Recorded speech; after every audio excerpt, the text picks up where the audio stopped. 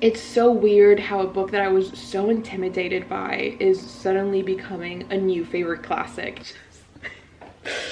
I'm not gonna talk about it. I used to cry in a genre no one read. Like, are you kidding? Don't look at my flat ass.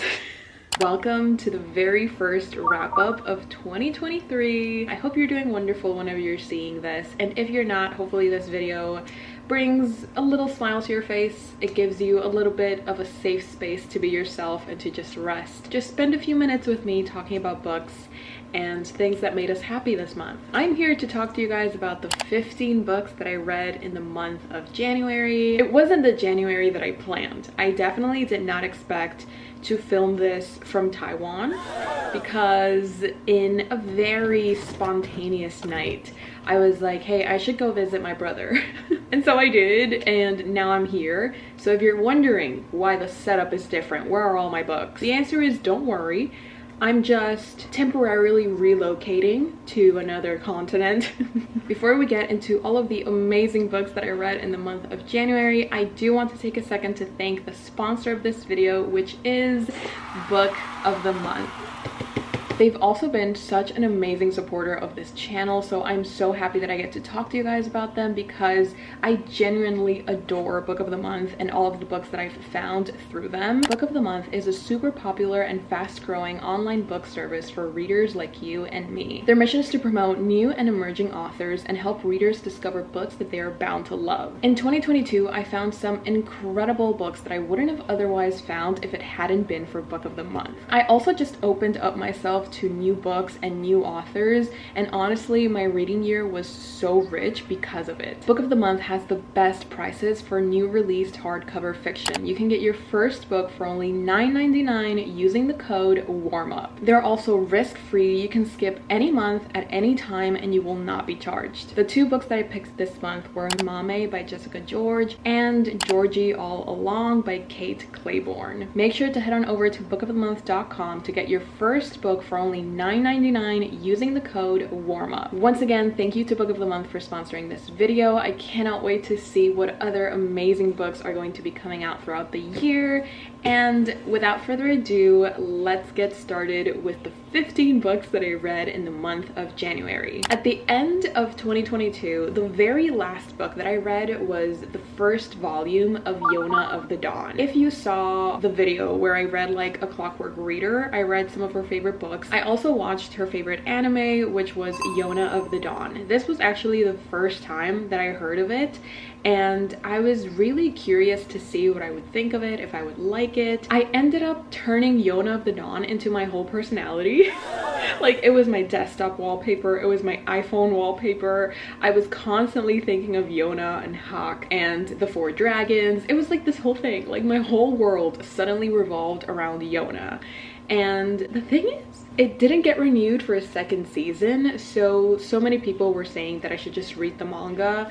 And when I checked how many volumes Yona of the Dawn has, I will say I was a little bit intimidated because I think the longest manga that I've collected so far has only been 17 volumes, which is Fullmetal Alchemist. Oh no, wait, Demon Slayer, which is 23 volumes. And then when I saw that Yona had 37, I was like, hold up, that's a little bit too much.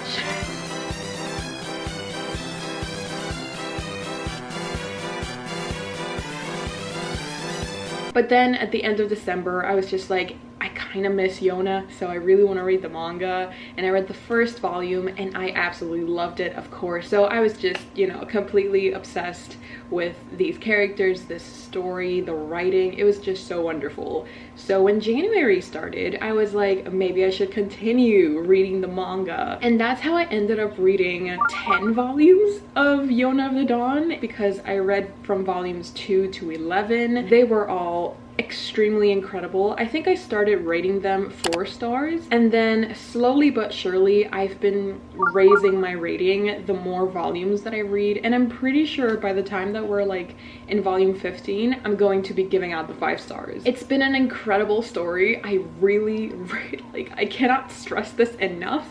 I'm obsessed with Yona of the Dawn. I think it literally saved me from just not reading anything at all, because in January so many things happened. The new year, visiting friends, visiting family, my birthday, just so many things happening. And I also filmed my bookshelf tour. Like, there were just so many things that I was doing, so many things that I was planning.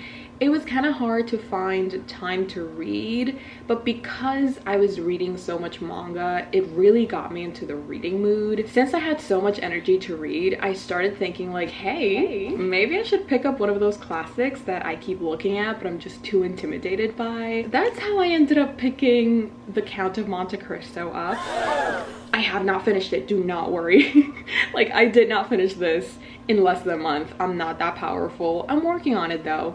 I'm still not there yet. I am, I think, a little bit over halfway through The Count of Monte Cristo. I'm on page 678.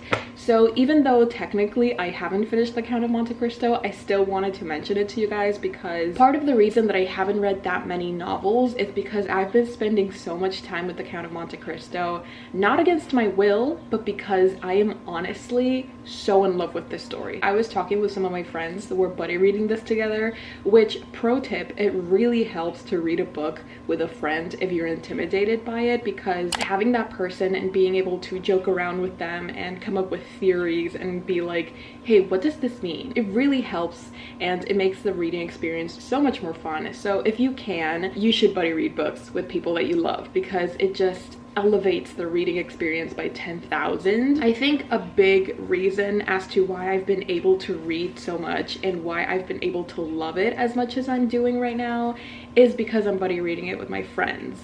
So look at this. You know, I might have gone a little bit insane with the tabs. You know what I mean? Like, it's a lot of tabs. I will not lie to you. Look at all of them.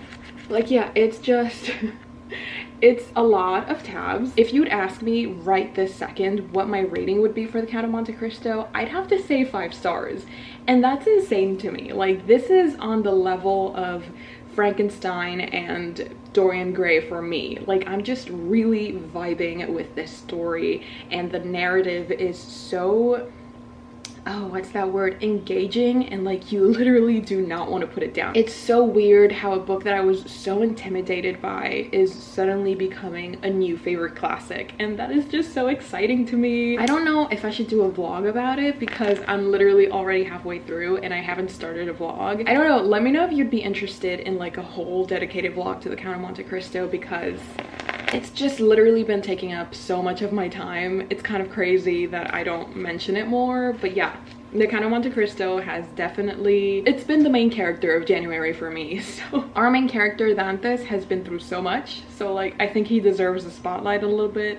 And all the twists and turns and the way that this man just, the way that his plan is playing out is just insane and so incredibly entertaining. Oh my god, I cannot stress this enough. This is such a fun book, and I was not expecting that. So I'm definitely, fingers crossed, going to be finishing this in February if everything goes according to plan. As you can see, I have a few tabs up here, and these just mark like every 50 pages, and that's basically my daily goals. So yeah, that's kind of how I've been keeping on track with wanting to finish this on February. But honestly, no pressure. Like, sometimes I even go over my daily goal because I'm just so into the story, I don't want to stop. So yeah, The Count of Monte Cristo, a little update for you guys. The first actual novel that I read in the month of January was Things We Never Got Over, written by Lucy Score. This had been popping up on my Instagram, and I had seen it a lot on bookstores when I went to Miami, and it just kind of looked really interesting. I don't know what it was about the cover. There's just like flowers strewn around, and you know, the cover doesn't really tell you anything, and I don't really like reading the blurbs of books. So I honestly had no idea what I was getting into when I picked up this book. This is like an almost 600-page book, and I read it in 2 days. I think it also helped that I read it while I was doing reading sprints with my Patreons, so I was extremely motivated, and you know, the mood there is always so productive, so I think that's why I was able to read this book as fast as I did. I really enjoyed this book. It's like this adult romance between this man who is closed off from the world. He literally just hates hates everything, hates everyone. He's very much a one-man world. He doesn't really like connecting with other people. He's like, I don't want any drama. I just want to live my life with my dog. But suddenly everything changed when the Fire Nation attacked. And by the Fire Nation, I mean this random runaway bride that finds her way to his doorstep. Fireworks don't go off as soon as they meet. It's actually more like a scream in your face, get out of here type of conversation. So it wasn't very lovey-dovey at the beginning. They have a very rocky start. Naomi is just struggling with a lot of things at the moment. You know, she has a very weird family, weird in a bad sense. She has a very problematic sister, like problematic in the sense that she's running from the cops at all times, basically. It's just like a lot of things are happening in Naomi's life, and she's honestly slowly like falling apart, but Knox won't let her. They have a very interesting dynamic. You know me, I'm a character girly. I feel like at this point that should be like a plaque or something in this channel. I'm a character girly. I just really enjoyed seeing these characters overcome the hurdles that just kept on coming towards them, and the way that their relationship sort of developed. Also, I think these characters are supposed to be like 30 to 40 years old, but inside their minds it's like they're 15 and they're in high school. You know, that did take away a little bit of my enjoyment from Things We Never Let Go Of. And also sometimes it did have some cringy dialogue and some pet names that I was just like, oh, you kind of took me out of the story with that. So because of all of this, I ended up giving Things We Never Let Go Of 3.5 stars. Then I read the 7th and last book in the Harry Potter series. I was buddy reading the whole series with my friend Sid, and we finally finished. It was a very bittersweet moment. It's so beautiful, the fact that no matter how many times I've seen the movies, no matter how many times I've read the books, or even though I know what's going to happen, I got so emotional reading this book and my eyes teared up. It was like I was 15 all over again reading these books for the first time, and this story just hits me every single time, and I got super emotional. I had so many moments where I was just reading the book and I would have the biggest smile on my face because these books just mean so much to me. These books, this story, these characters. It was just a very wonderful moment, and I'm so happy that I got to share it with my friend Sid because we were just sending each other annotations. We were discussing our favorite characters like Luna and Harry Potter, obviously. We were talking about how mad we were at Ron for being such a dimwit throughout this whole book. It was just an incredible experience. I definitely need to work on my ranking of the Harry Potter books because the Deathly Hallows is so up there, but so is the Half-Blood Prince and so is Prisoner of Azkaban. So I need to organize them in a way that makes sense. But with all of this said, Harry Potter and the Deathly Hallows, I gave 5 stars. Sorry, I'm basic. I love Harry Potter. What can I say? Then I read Lessons in Chemistry, which was my very first Patreon buddy read of the year. If you don't know, I have a Patreon where every month I read a book with my Patreons and we get to discuss the book and just either rave or rant about the book.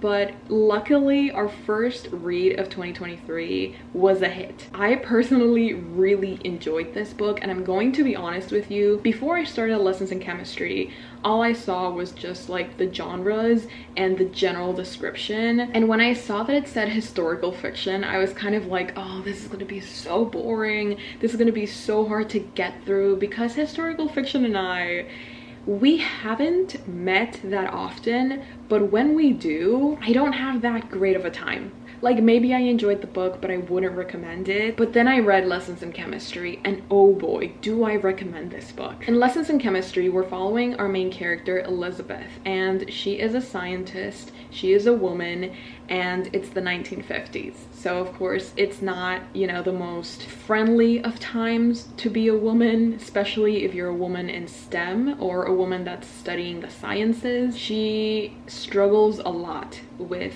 finding respect from her peers, and nobody really takes her seriously. She has like this study, but nobody believes that it's going to be worth anything, even though she's like leagues ahead of all of her co-workers. And at times it was so infuriating to see how women were belittled and all of the struggles that she had to go through, all of the pain and trauma. Even though our main character goes through so much, she still has such a wonderful life. And the characters, oh my god, like I cannot stress this enough, the characters in this book were so beautiful. Like even the side characters had so much personality and they had so much to give, and the way that they interact with each other, the way that things just started happening and the way that they dealt with it. We definitely have the found family trope in this book, and it was so beautiful.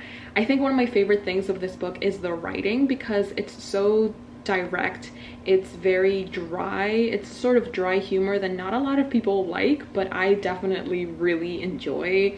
It's very sarcastic and sardonic and witty. Oh my god, I just had such a wonderful time, and my eyes even teared up at one point because there were just so many emotions coursing through my body as I was reading this book that the emotions were just leaking out of my eyes, and that is definitely not something I was expecting when I first picked up lessons in chemistry. But I'm so happy that I sort of kept an open mind when I was going into this book, and I think it helped that I had zero expectations. I was just like, I have no idea what I'm getting myself into.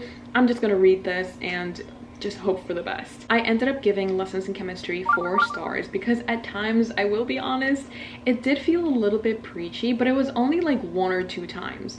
But when those 2 times happened, it kind of like really took me out of the story. One thing that I didn't like either is the fact that this book doesn't mention anywhere, not even in the description on Goodreads or like the actual book, it doesn't mention all of the trigger warnings that you should be aware of before starting this book. So that was definitely a surprise. Not a lot of people enjoyed that, and because of those scenes they couldn't really get through the book, which is, you know, not great. So I thought I would let you guys know about some of the trigger warnings that this book has, because there is sexual assault, we have sexual harassment, we have misogyny, we have suicide, and we have death.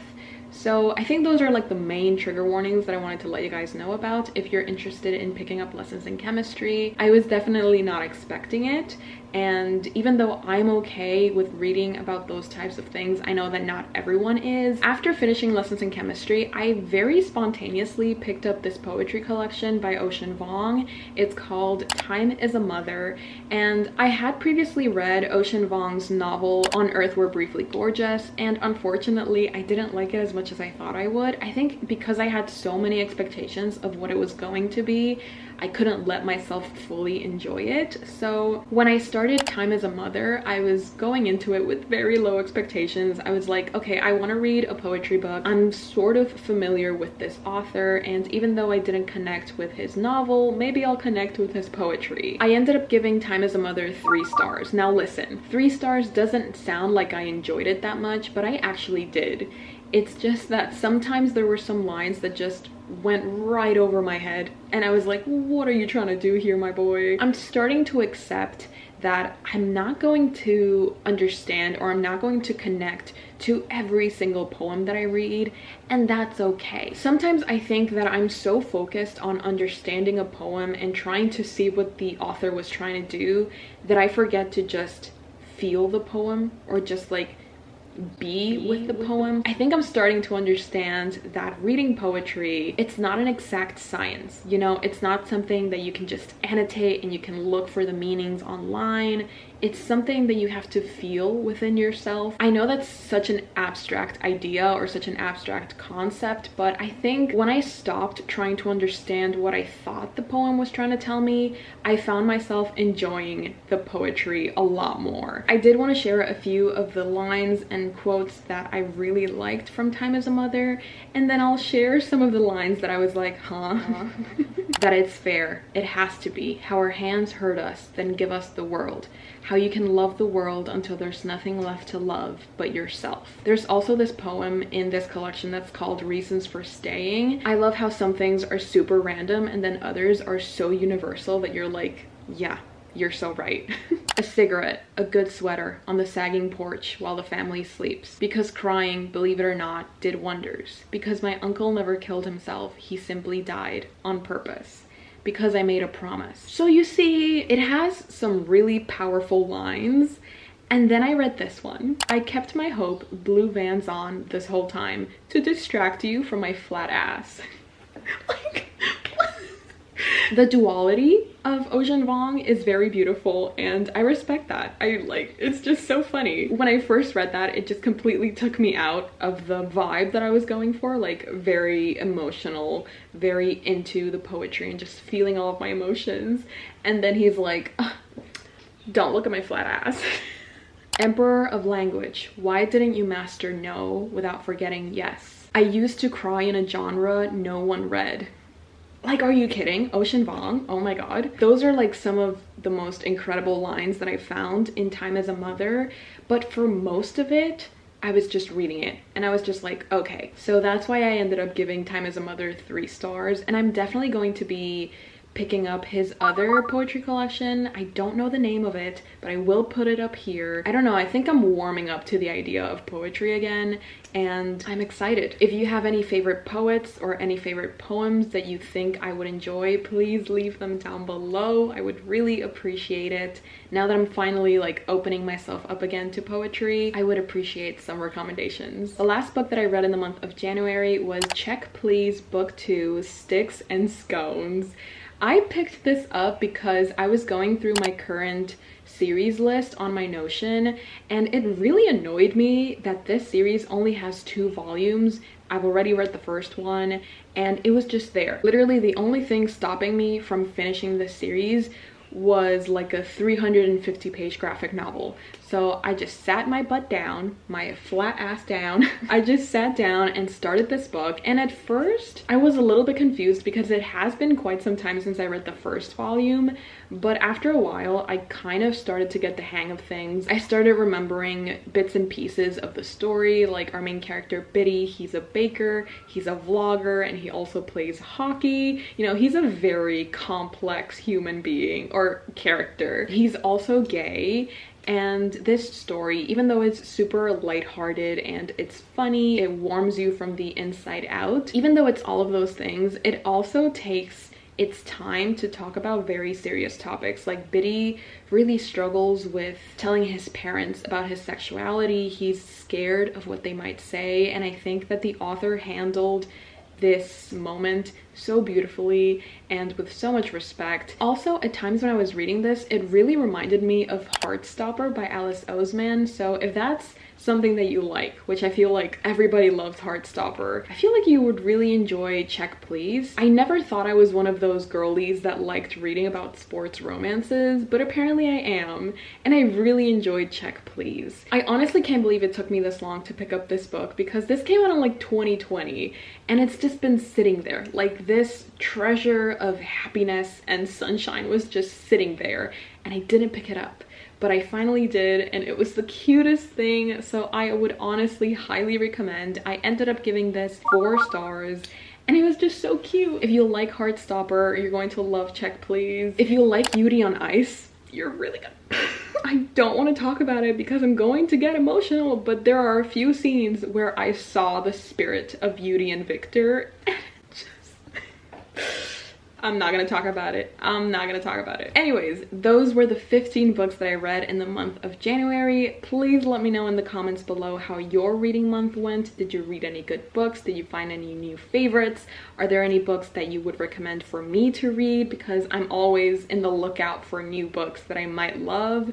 So please leave them down below. Reading the comments and talking with you guys is probably my favorite part of making videos. Comment down below. Let me know. I really hope you enjoyed this video, and if you did, please remember to like and subscribe and leave a comment. It really helps this channel out and it helps me stay alive, so I would really appreciate it. Honestly, subscribing is one button away. You could live here rent-free. I'm just saying. I also have a Patreon where I host a monthly book club. We have 24-hour readathons, reading sprints. Sometimes we go a little bit crazy and we do a 12-hour live show. So if that's something that you would be interested in, and also it's another way of supporting me, the link is down below. I would love to have you join my army of premium simpers. No pressure, my dude. Whatever you want to do. If you made it till the end of this video, you should definitely leave this emoji in the comments below so that I know you stayed until the very end and you support me and my channel. I really hope you enjoyed this video. I love every single one of you if you stayed until the end. I will see you next time. Bye. Hey Jimmy, you nice. Keep going.